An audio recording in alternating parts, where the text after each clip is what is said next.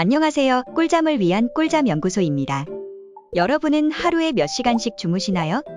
사람은 인생의 3분의 1을 잠으로 보낸다고 하는데요.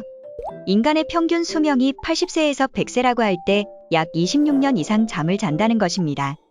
그렇다면 우리가 이렇게까지 오래 자야 하는 이유는 무엇일까요? 그리고 잠을 자지 않는다면 어떻게 될까요?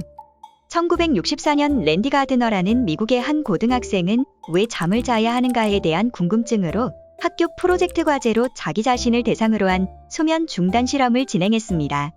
그는 무려 11일이 넘는 266시간 동안 깨어있어 기네스북을 달성했는데요.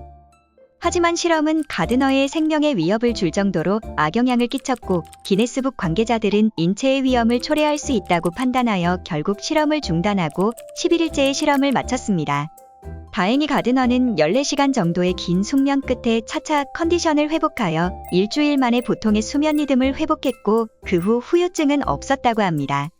이후 기네스북 측에서 수면 중단 실험이 생명을 잃을 수도 있다고 판단해 관련된 실험을 폐지했습니다. 그리고 그 후 약 20년 뒤인 1983년 앨런 렉트셰이퍼는 쥐를 대상으로 물 위의 원판이라는 수면 실험을 재개했습니다. 실험용 쥐를 쳇바퀴를 돌게 하면서 뇌파를 관찰해 잠이 들려고 할 때마다 억지로 깨웠고 그 결과 평상시보다 더 많이 먹었음에도 점점 말라가면서 결국 2주 안에 전부 죽었습니다. 하지만 반대로 실험 중 쥐를 자도록 그냥 내버려 두었을 때는 완벽하게 회복했다고 합니다. 렉트셰이퍼는 이러한 실험 결과에 대해 쥐에게 불면은 죽음을 불러일으킬 만큼 위험한 것이라고 결론을 내렸습니다. 위의 실험 결과에 따르면 우리는 잠을 자지 않으면 죽을지도 모른다는 사실을 알 수 있습니다. 그렇다면 우리 몸은 왜 이토록 잠을 자야만 할까요? 수면의 가장 중요한 역할은 뇌의 활동을 회복시켜주는 것입니다. 뇌는 우리 몸의 2%밖에 되지 않지만 몸 전체에서 소비하는 에너지의 18%를 소비할 정도로 아주 중요한 신체 기관입니다. 우리가 수면 중일 때 뇌는 깨어있을 때에 입력된 정보를 정리하여 지울 정보와 기억할 정보를 분류해서 기억 저장소에 집어넣어 기억력 증진에 도움을 줍니다. 그리고 우리가 자는 동안에 뇌세포 사이 공간이 넓어져 쌓여있던 독소를 제거해주고 뇌 크기가 줄어들면서 노폐물을 배출하여 해독해줍니다.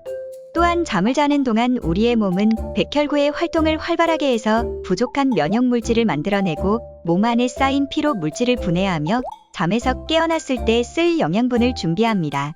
쉽게 말해 과도한 산소와 에너지를 소비하는 머리를 쉬게 하여 신체 활동에 필요한 에너지를 보충하는 것이라고 보면 됩니다.